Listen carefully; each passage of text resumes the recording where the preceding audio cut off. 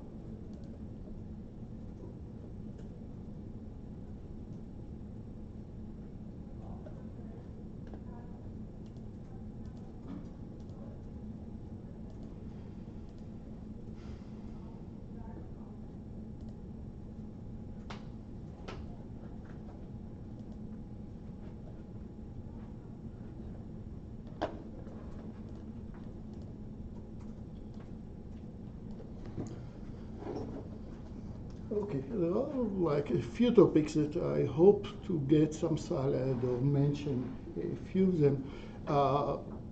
One of them is that maybe we'll have time is of course Gaussian splatters that are what NERF turned out to be, and that's one of the buzzwords that you'll hear very frequently and people really enjoy. So people are swearing by.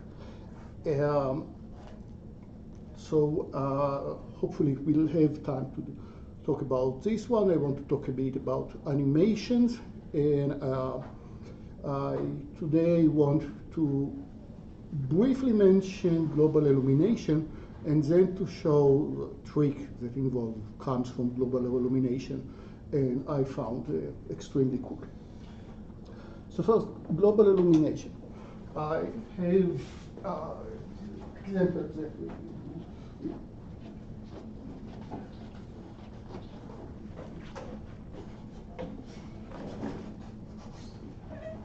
we have seen these examples before, the argument about this example is that you have sources of light and you have walls with different colors, and the image that you see per each one of the wall caused from reflection of this wall or the surface itself by the light in a direct path, but also some path that hits a green light, then hits a surface, or hits a green light, then some of the green projected onto the red, which in turn hit one the surface, and so on. And if I will try to solve it via ray tracing, even distributed ray tracing that we talked about, how to not to fall into huge degree from every vertex, I want to ask for this point how much light is falling at this point. I need to collect light that comes from all over the space. And that means that the degree that I have for this tree that I'm building is enormous. I need to shoot away from here to see, do I see this point, do I see this point, do I see this point, and so on. So huge degree. And the depth, as this example shows, might be huge as well, because I need to consider the way that bounce from the green to the red to the other green to the other red to the other green. That is a way might bounce and still might contribute. That's the beauty of this example, that patches of these rays are really unique combination of colors from every other location of the rays. So it's both the depth of the streak as well as the degree of the streak. And global illumination tries to suggest other methods. And we talked about it, but I will talk about it again. This will be a very late point in the course to mention the BRDF function that we already mentioned last class, but let's just put a note mark that there is a BRDF function. What does it say? It says that for a viewer that sits right here, what is the total amount of light, reflectivity, intensity that I see towards the observer? It's omega of the observer. Well, there is on this patch of the wall, assuming that this patch of the wall is uniform in its properties, on this patch of the wall, I need to ask how much light is falling on this patch to start with. To know how much light is falling on this part, I need to integral from all the direction how much light is falling on this patch to start with. Next, we saw that when I have the direction of the light that hits the surface, but the normal of the surface points to this part, then the actual intensity of the light per square inch that falls onto here decreases 1 over cosine square. Cosine the angle to this versus the angle to this. That is, goes almost all the way to 0 when the cosine is close to 90 degrees, and I get the maximum degree. So that's a cosine that you see right here. So every item I contribute something.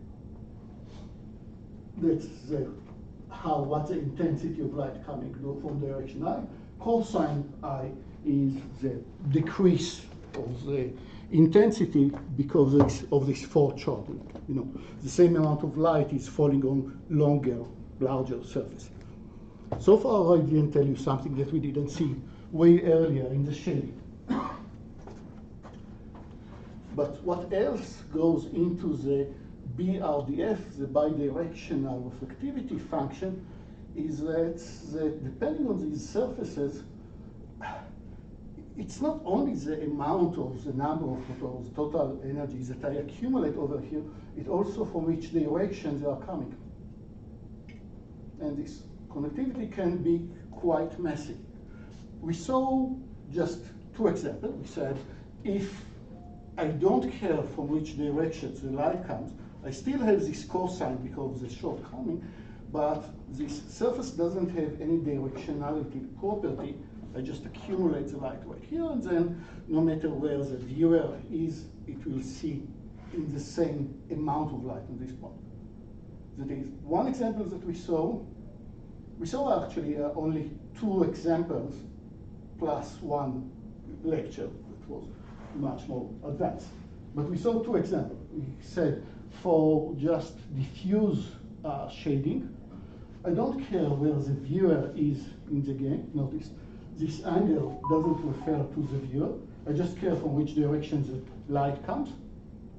I'll accumulate all of it, and each direction theta, I'll multiply by cosine theta, sum it up, all of it, that's the intensity that you see, times, of course, this function that just said hey, it's blue, it means it reflects a lot of the blue light and reflects much less of the green and red. But this is just one coefficient for blue, one for green, one for red. That was a diffuse shading. That was the simplest. Specular shading, suddenly we say, if my light comes from here, reflected to here, and the direction to the viewer or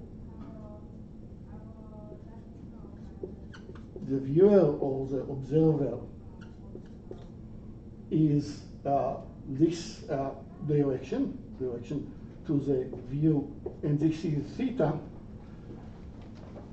then suddenly I need to multiply it by L. I'm sorry, L. So it's not L times theta, it's V times theta. It's not the direction of the light coming here, it's V dot product R, all of it to the power of N, and that was just the Phong shading. Blin Phong, that I mistakenly said that it is always half of just Phong. Blin Phong is a slightly different model of the diffuse shading.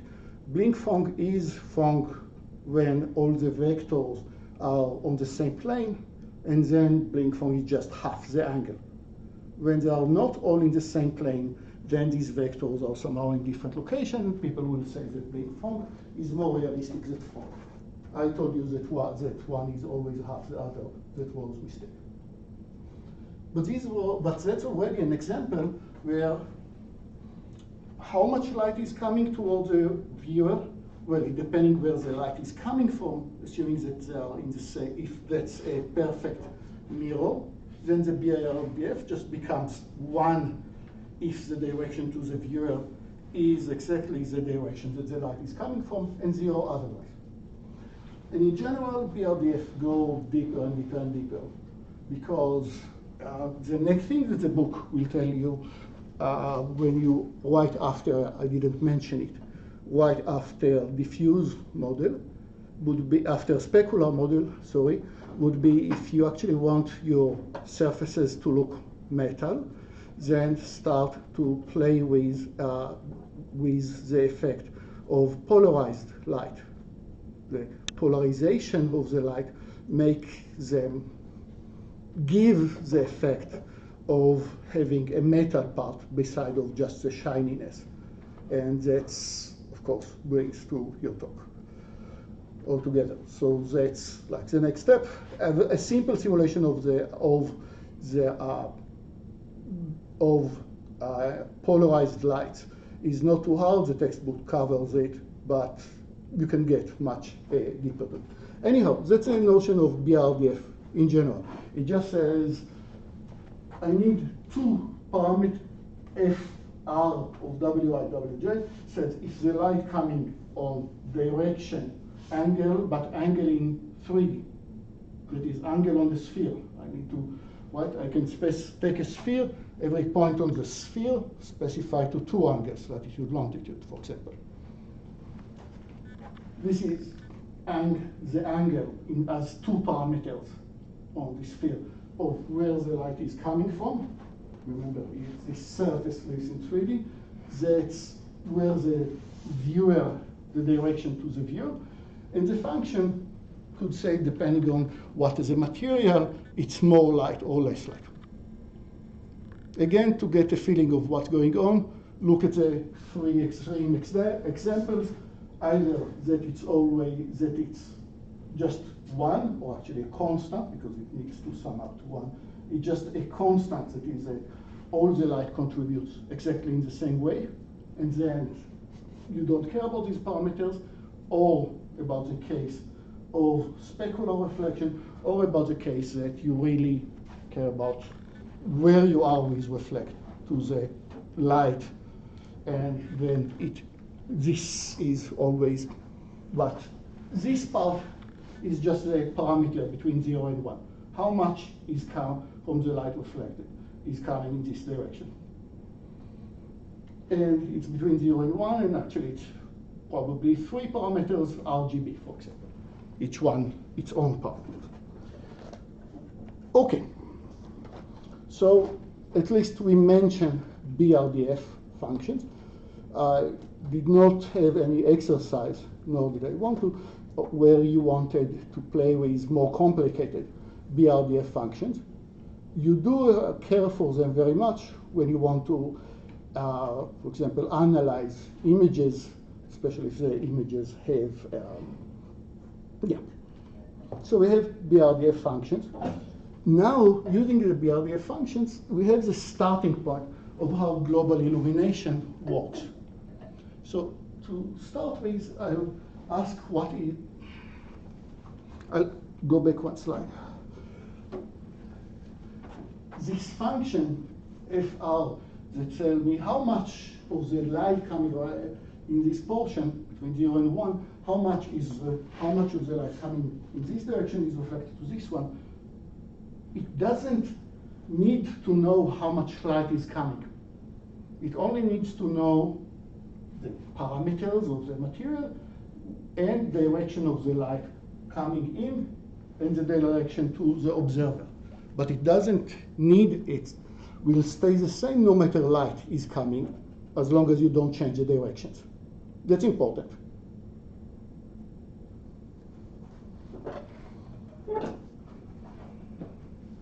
So the way that this famous Cornell example was generated is that they didn't really want to do ray tracing all over the place. Maybe we'll do the ray tracing just to estimate what the BRDF function for each patch. And theoretically, I want to know the whole BRDF function for each and every patch. If you're confused by the term BRDF function in these surfaces, if there is no polarity here, the BRDF just turns out to be how much of it is RGB, how much you return for each one of the values.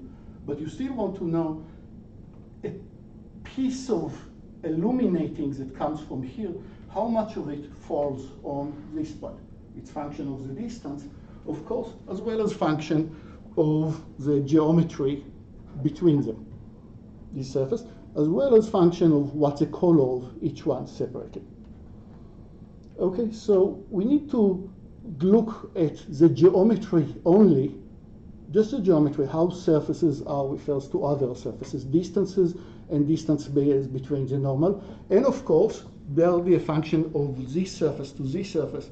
If there is mean blocking in the middle, then of course there is no light transmitting through. So for some surface, the other. And that's bring us, after we study the room for quite a while, it brings us to a very simple system of linear equations. We already played with this example. Let's go over it really quickly. I have a source of light, here, and on the right wall and on the left wall, there is 10 watts per square inch falling on each part of the left and right wall. I want to know, if I have a camera that looks at the right wall, what is the intensity of light that is returned over there? And it's all monochromatic, it's all blue.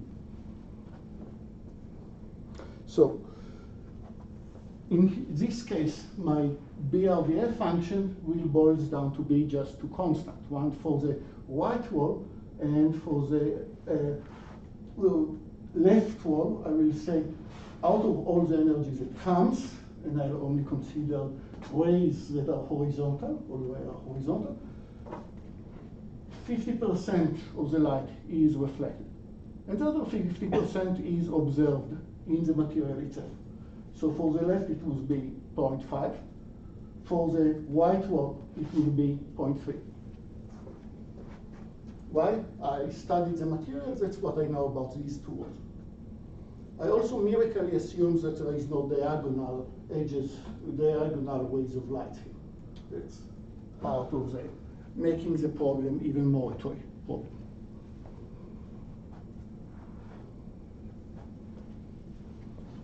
And I want to ask, what is the intensity that I see on the right wall?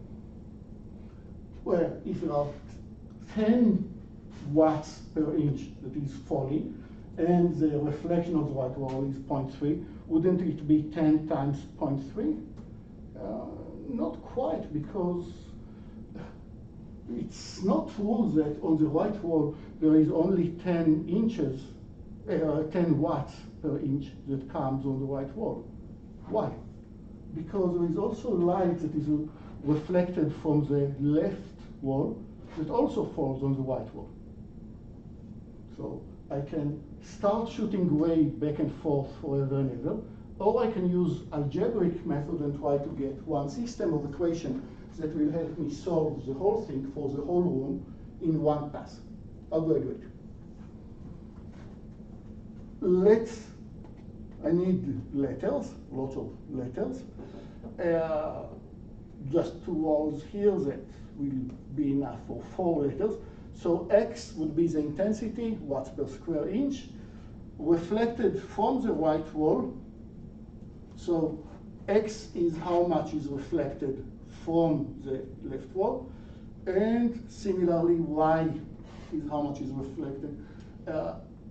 X is how much reflected from the whitest, and Y is how much is reflected from the left wall. X prime is the intensity of the light that's falling on the white wall. Now, again, falling from where? Where does light going to the white wall? From the lamp and from the other wall that reflects lights to it.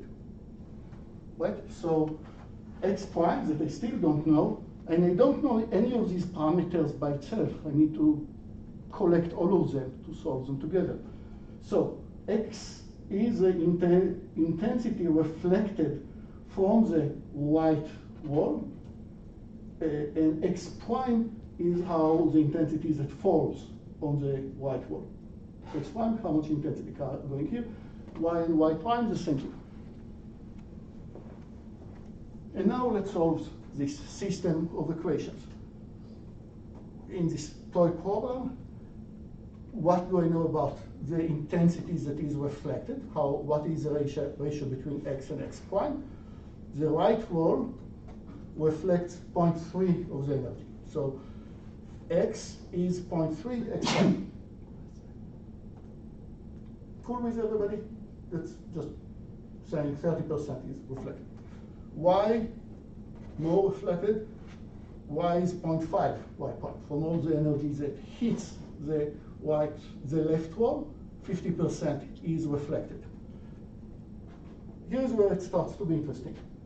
What is X prime? How much light is falling on the white wall?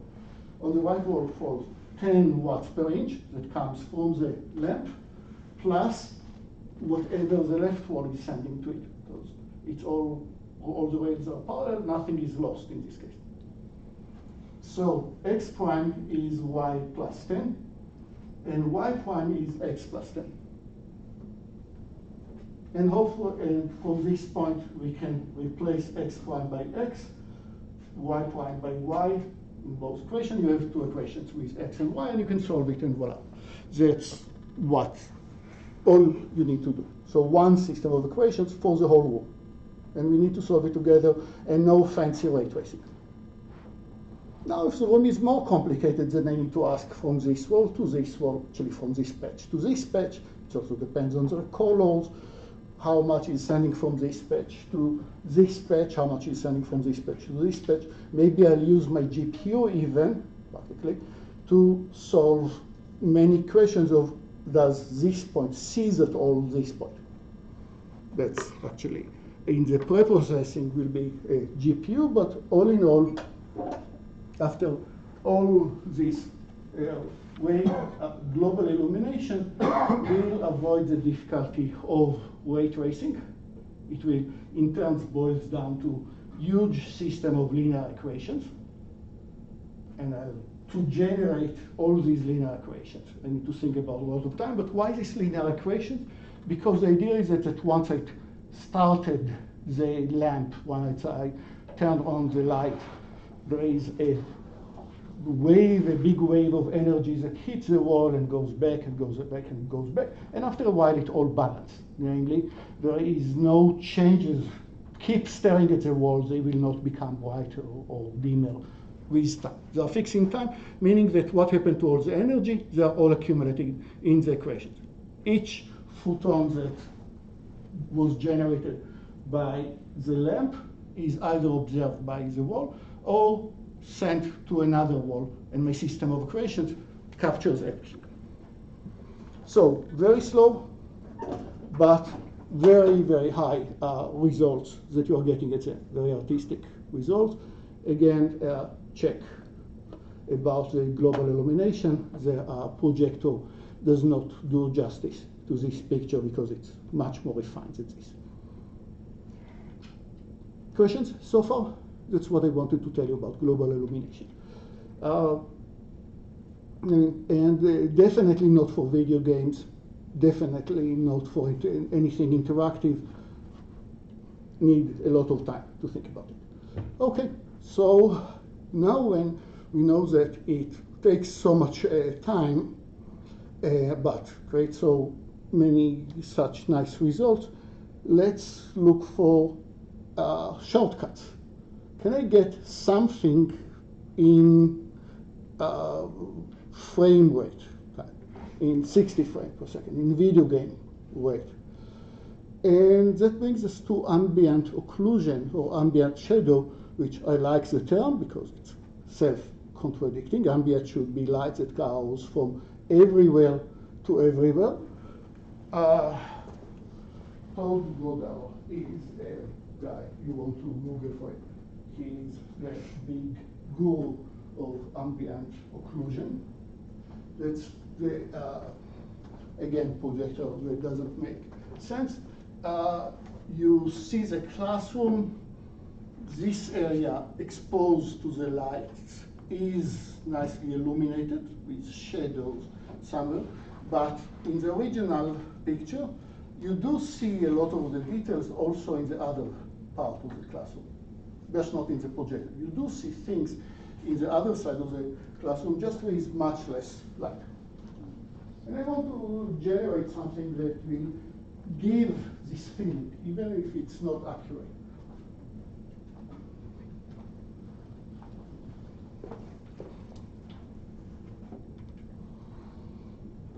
So here is another cool example. Think about this equation. If I want to generate this 3D image, first, why do I care about shadows? Because it gives you great sense of 3D, of depth from the shadow.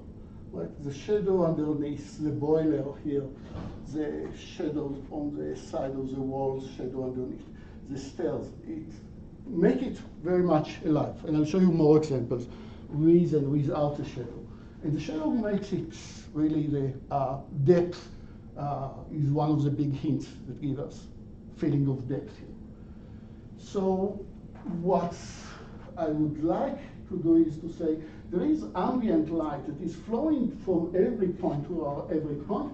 And now to ask what is the illumination of this point over here, I need to ask how much photons does it collect from all over the place. How many other points in the whole 3D scene can see this photon and illuminate to it? And I need to know also for this how illuminated this other point is. That's global illumination, but that's not something that I can do in any reasonable time. Definitely not if it's interactive. So I cannot really run this whole equation. Again, sense is if, but what Todd Goddard is saying here is that why is this point is in the shadow?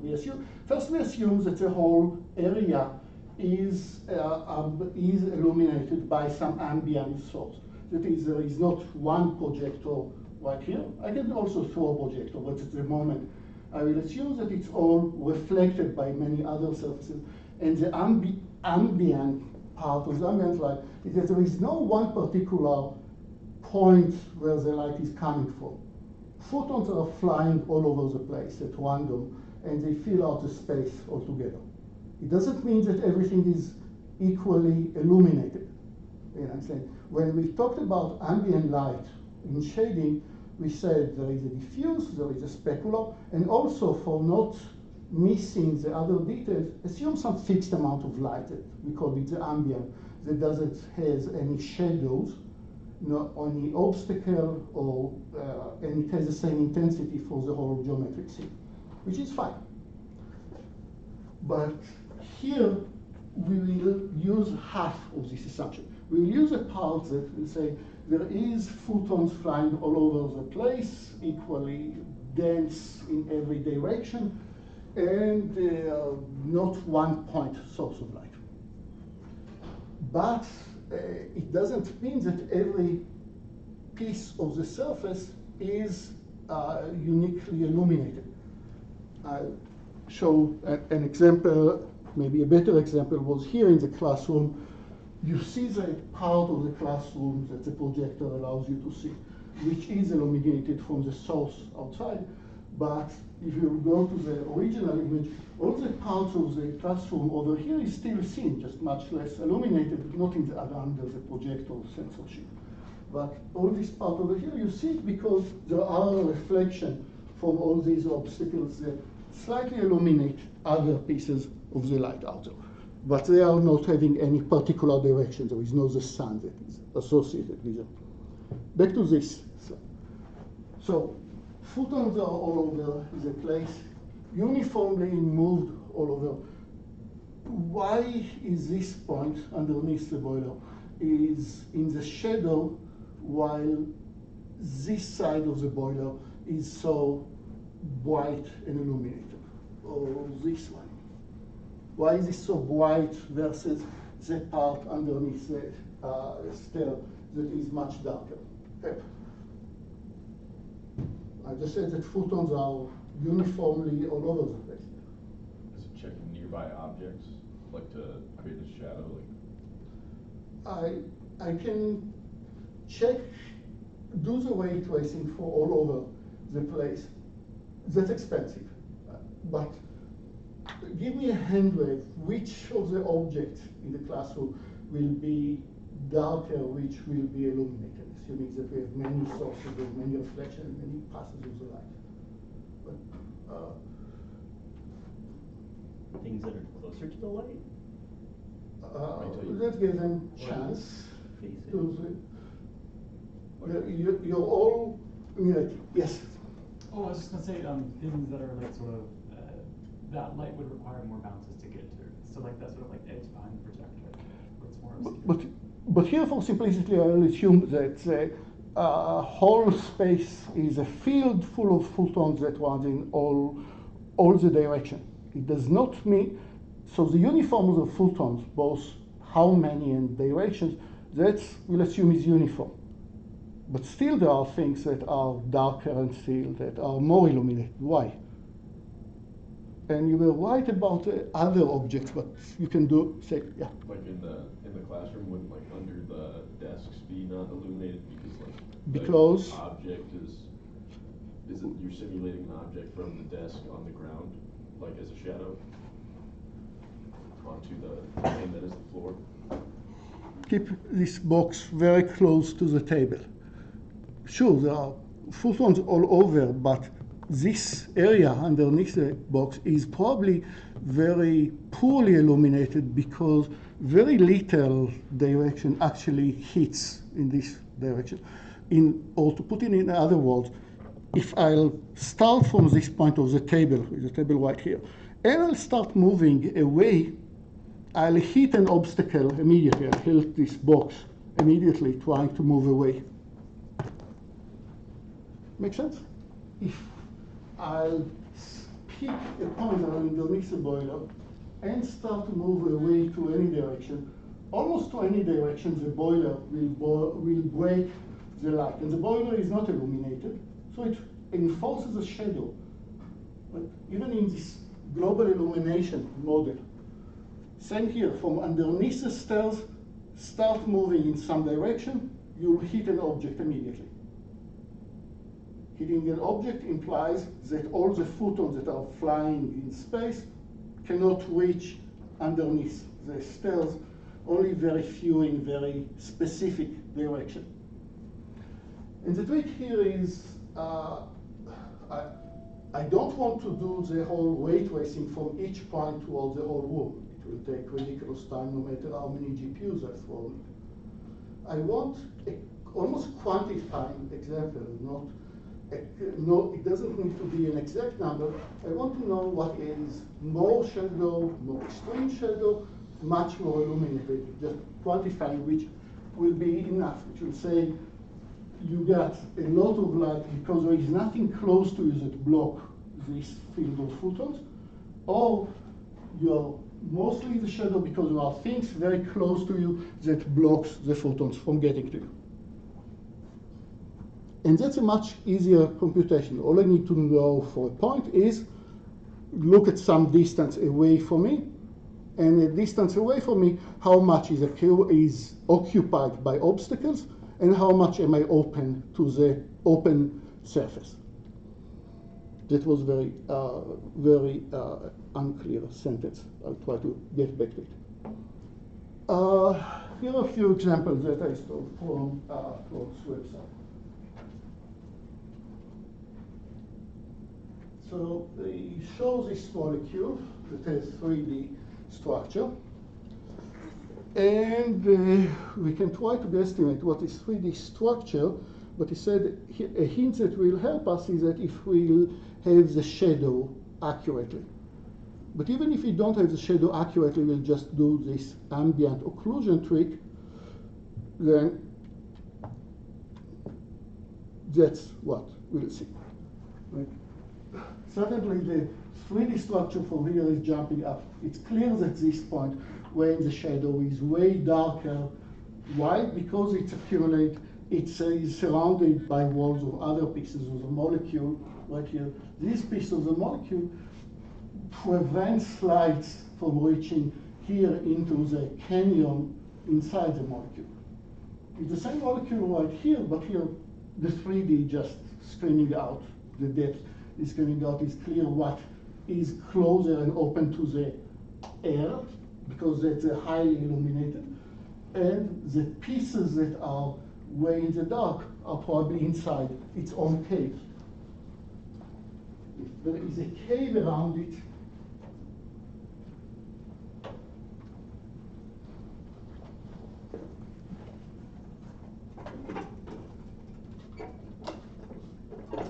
makes sense in this field of photon flying all over. A cave right here will mean that looking into it will be very dark. Why? Because every point here, if I'll shoot a ray to any direction, I will not hit far away into the surface. I will hit other wall of the same cave very soon. So I think that it's very convincing how much depth this adds. Again, same molecule, this and this, same molecule. Clear which was that this is, I think, better 3D than this because of the usage of shadow. Much clearer over here. Again, a valley. Since it's a valley, we guesstimate what happened near the valley, right near the canyon over here. The wall should go into the canyon and occlude the light, just by using of the shadow.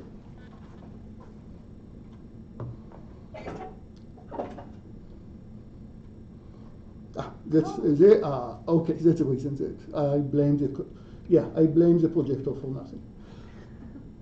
Okay, that's with ambient occlusion. That's result. And I still didn't tell you what the algorithm. I still just hand wave about, well, if it's exposed to a lot of the surface outside, then it should be illuminated, and if it's a point on the table here is, of course, highly illuminated because there is a light from the sun, from the window illuminated it. A point underneath the tables is barely illuminated because even though there is photons all over the classroom, trying to move from underneath the table this experience that we just did. Trying to move from underneath the box to hit to the outside the box, immediately I hit an obstacle that blocks the light.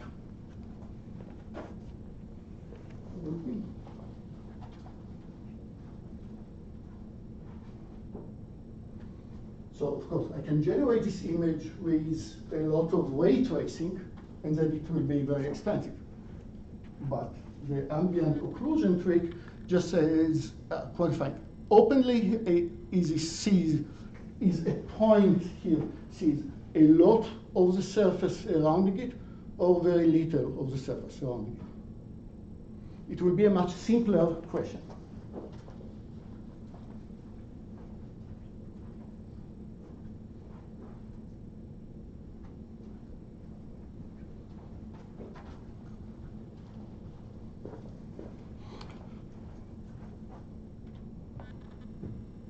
So, for a point P, I will look at a point P on the surface, and I'll ask, pick your favorite radius R. Ask in a sphere of radius R around P, how much is open, how much is occluded by other surfaces, and how much is open. Again, to know how much light you're giving to P, you decide about your favorite radius. Make it use the same radius for the whole class. Play by hand what is the right radius that you want. Put a sphere or a box, or faster with the box, and ask from this sphere how much of the sphere is accumulated by other objects and how much is open to the outside space. If it's open to the outside space, I don't care how far away from the sphere it's open. I'll call it it's open because this is open in this direction. Definitely these ones, I hit obstacles high active. This example, I decided about the same radius, go around it, circle in 2D, sphere in 3D, go around it. Some portion, about third, is occupied. 2/3 of the sphere open to the outside world. Call this point highly illuminated. Okay, so just fixed sphere, how much of the sphere is accumulated. It's a heuristic, but it works very nicely. And do I need the 3D model of the whole thing, of the whole world to do it? Well, of course, I can do it if I have everything now represented as triangulated surfaces of the whole thing. You can do it. But the trick is that I'll pick this point and look around it on the depth buffer. That's the beauty. All you need is a depth buffer. Remember when you have the Z buffer just next to it, after you restrict each one of the triangles, there is a depth buffer which tells you if you take this point and move in some direction, on the depth buffer, do I hit other obstacle, or do I, is this way continuous, right? I have the depth buffer.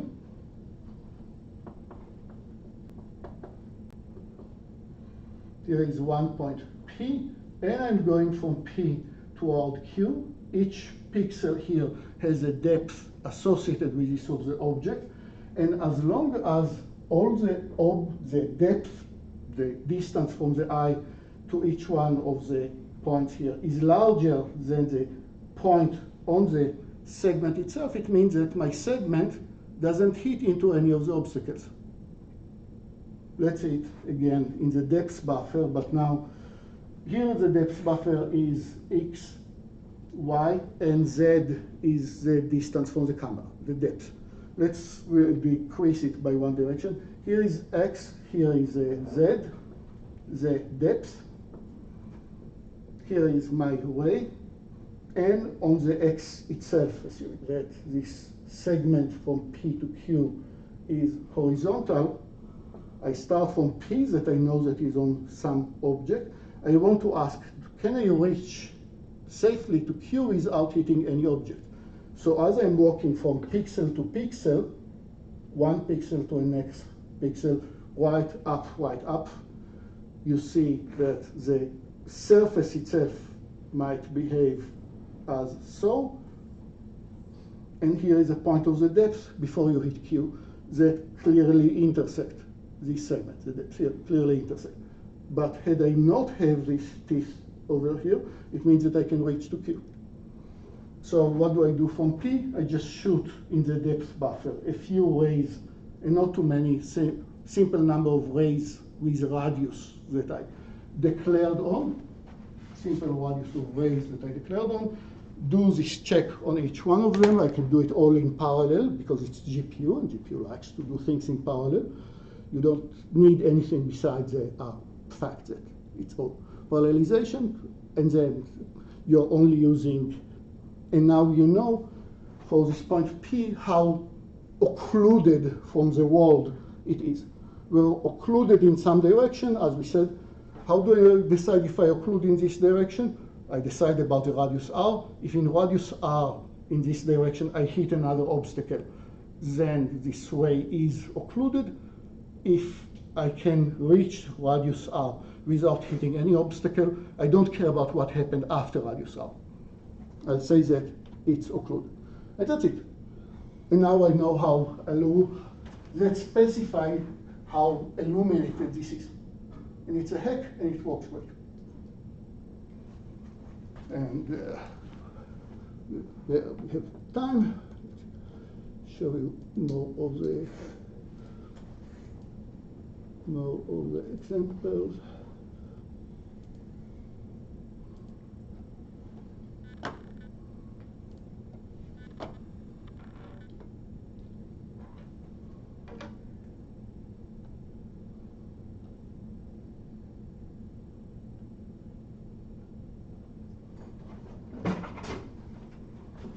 Okay. Not how to see. No depth, very little depth. What closer to you, what further away. Very hard here, very close here. And as we said, and it's one in video game weight. It's completely interactive. Yeah, play with this. You have the list over here. I don't know if I am brave enough to click on the movie in real time. I didn't check it before.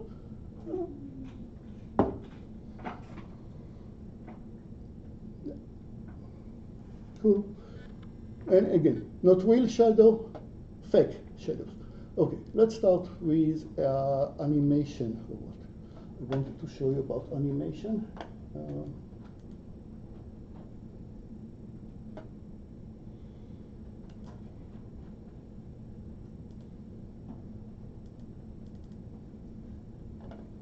So I started to show you a video about what is forward kinematic versus backward kinematic. I suggest that watch it till the end. What is forward, backward kinematic. Remember, I have the robot. If I want to say specify what the angle of each joint of the robot, where is the end of the arm of the robot. That's forward kinematic, very easy to solve. Very easy to solve actually using matrix multiplication. And actually, if you have many figures that use the same sequence of matrices along the way, actually OpenGL have a trick that called use a stack that stores this matrix one after the other. So popping a matrix is done very quickly. So you can compute what happened to each finger based on where is the hand, and the hand depends on everything. That was higher in the stack. So it very well good for heuristics. So that was forward kinematics, that's easy. The backward kinematic is much harder numerical question. Usually there is more than one solution, multi-joint robots, many arms. I want to move it from one point to another. What is the smoothest and nicest way to move each one of the joint, especially if you have physics or on top of it. Physics would be like that it's a person that moves, and you want that most of the time the person is lying on the ground. That was a background. Okay, let's start with particle physics.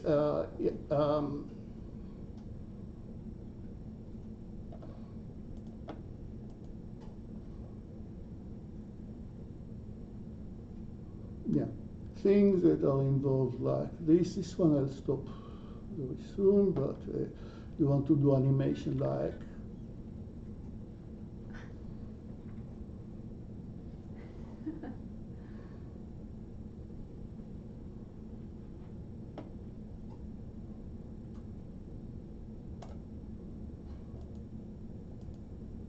yeah, more animation coming up. How do I do it? So animation relate to simulation, except that it doesn't necessarily have to be physically completely justified.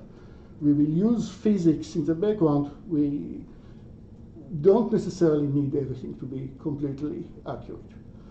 And very common in this aspect, use particle system. We define a lot of particles. For each particle defines its behavior, and now connect the particle to other particles, for example, via springs. They can pull or push each other. And there's plenty of good things that you can implement by it. So, example, and notice the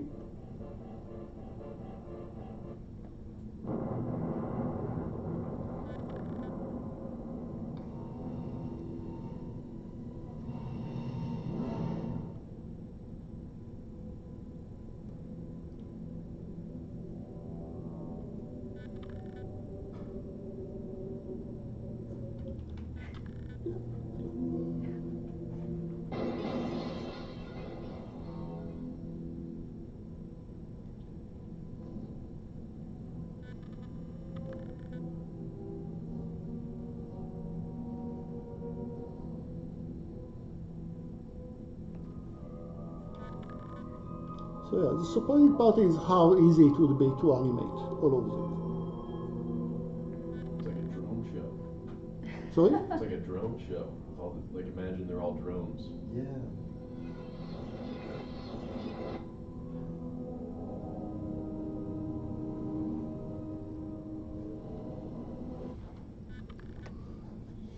Yeah. So like all this, how easy it is to animate some of these. So the principles to animate some of these, and so on. So particle. We assume particle, say a point, but with a mass.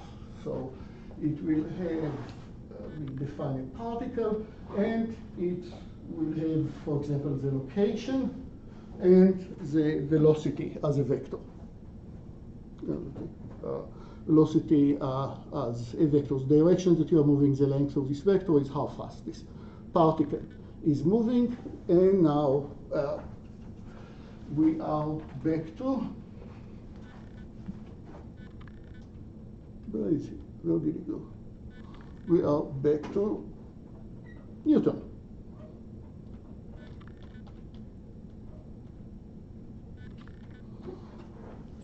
So I have these particles that are moving somehow, and for each one x of t, x vector of t is where this particle is. Take x and take its derivative. This will give you the velocity.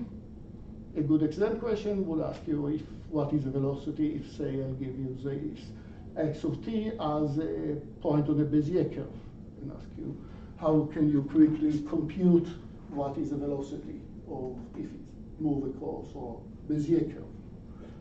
We'll talk about it. We'll have the review before the final, of course. Okay. Or that the velocity is some function of the location. And that's an ordinary differential equation. You want to find where is a place as a function of time. Where is it as a function of time? Okay. So, and presumably you're given the original location.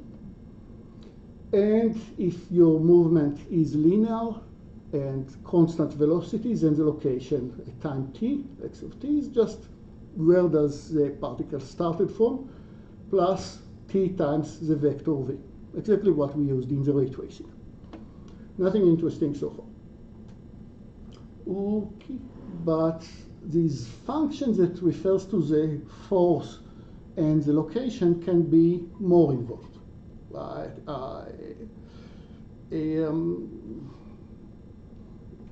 Like give me an example where, like if I let something fall down in with gravity, then the force will be fixed, which, and if I don't change the mass, then the acceleration will be fixed and the velocity will change linearly and the location will change quadratically.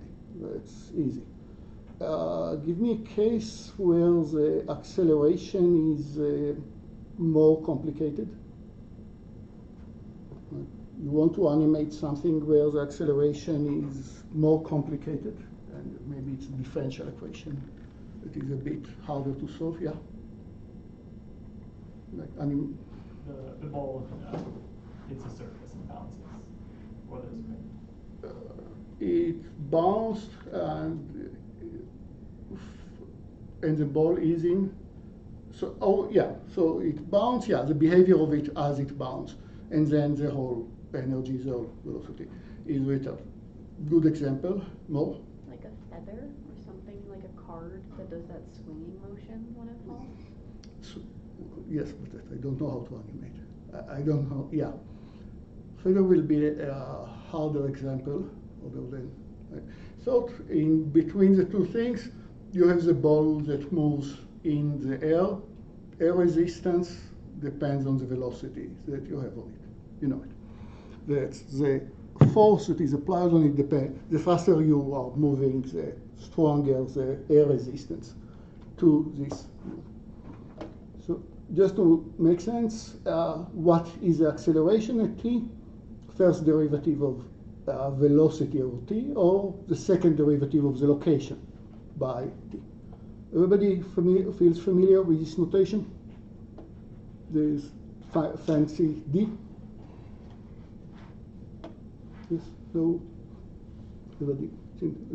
Just a sign of, it's like normal differential, like just fancy d to denote that it's a function of a few parameters, so that's the specific derivative by time, because I can take derivative by other functions. Okay, and use a function f to denote what is a particle acceleration. Okay, sometimes we can solve it as first direction, or sometimes not, depending on what's a force field. But just knowing the force, and I still don't know what is the acceleration, Newton tells me you need also to assume something about the mass of the particle. Otherwise, nothing makes sense. So always assume that you know something about the mass. So the acceleration would be force divided by the mass. Okay, and forces is known to some extent beforehand, depending on your force field beforehand. Where it's not, if the force depends on the velocity, then of course it's fair. The differential equation is a bit more complicated. We'll see examples. Okay, so maybe the force is just depending on where the particle is, not where the speed, just what is the location of the particles. And simplest scenario, gravity, force, constant as long as you didn't change too much the distance to Earth. But a force field could change magnets, for example, winds, for example, drugs with wind, and so on. Okay, so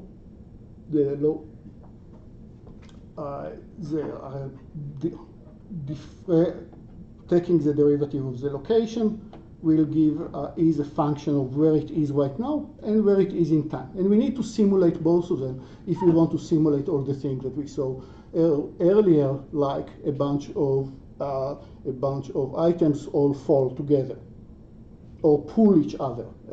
Actually, a lot of the examples that I want to show you are actually careless about gravity and more about putting springs with the right constants between nearby items. Let me show you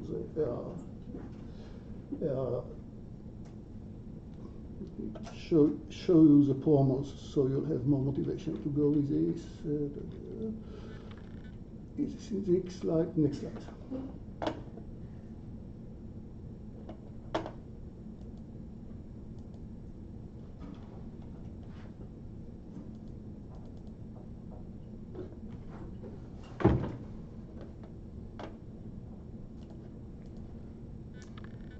Let's give more motivation of why. Go over it. So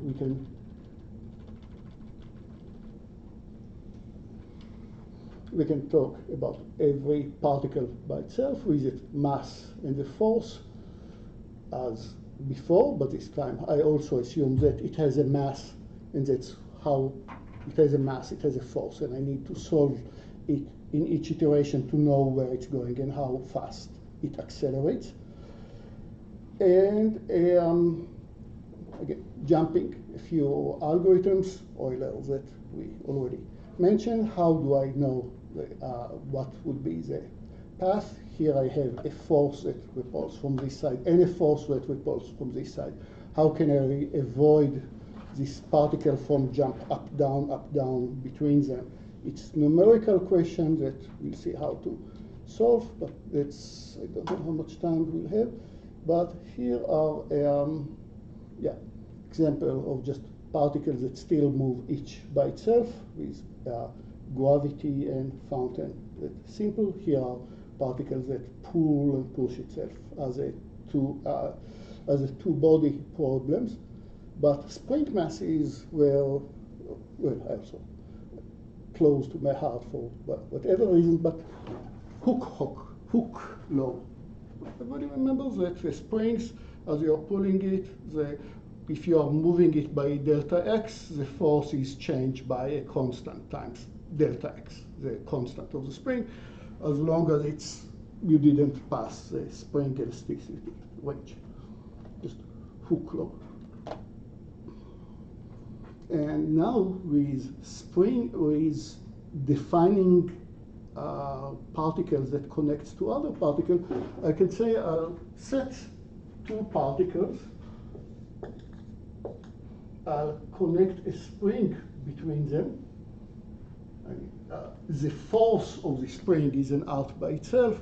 How the force changes with the distance, it doesn't necessarily treat it as according to Hooke law is not always a good idea because it converges too slowly, so maybe you want a different function, but you want to say that between these two items there is some distance d0 that if they are exactly d0 away from each other, then there is no force between them. If it's more than d0, then there is a force that's pulling them together. And if it's less than d0, then the force will push them away from each other. They'll repel each other. And the way that the force will be collinear with the location of these two guys. Where am I going with this?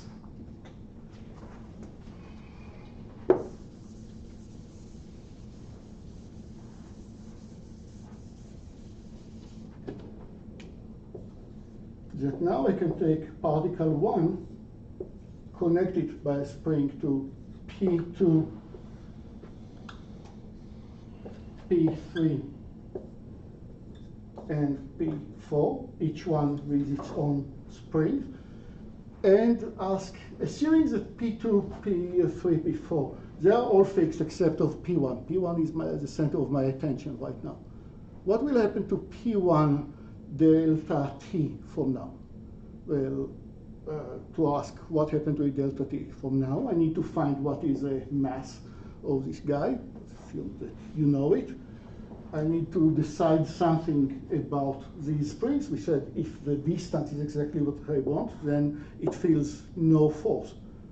If the distance is not exactly the desired distance, then P3 applied some force F3, P2 applied some force F2, and P4 applied some force F4. And what is a total force that P1 feels is a vector sum of these three guys, each one with its own direction. And that tells me what is acceleration of this guy and tells me where it will be 1 delta t away from it. Now, here you have 4 particles from which only one was free. Normally I'll have a lot of particles, and for each one of them it's the same delta t.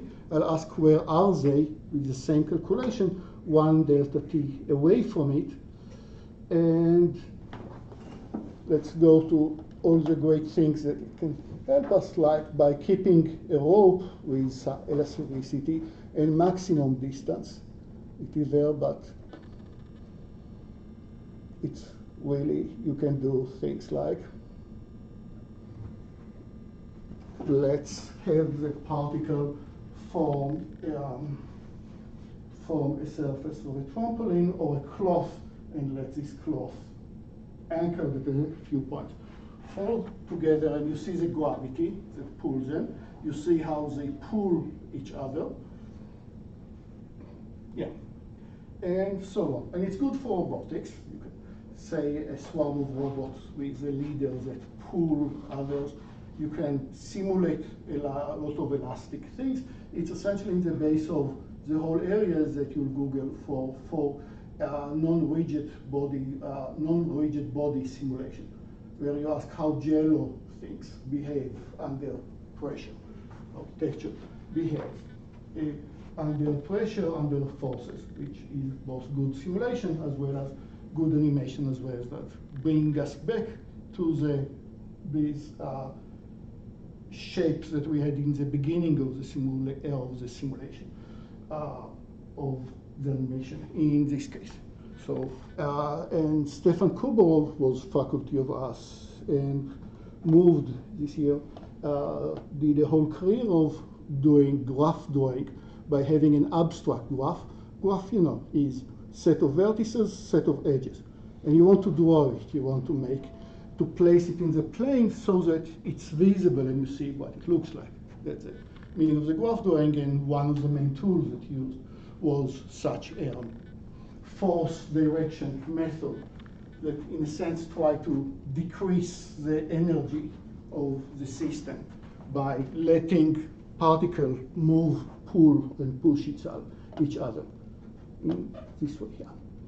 Yeah, many examples of how such systems, again, that's part that was moving as a set of springs that pull each other and go through all the other deformation. So as I said, it all starts with very basic Newtonian mechanics, and you're more or less staying within this framework, and it's an extremely powerful tool.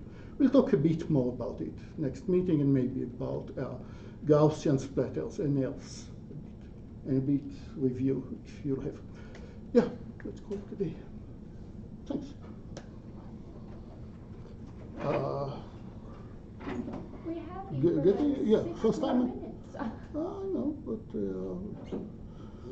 Yeah, I was like, you never ended early. Suspicious. yeah, but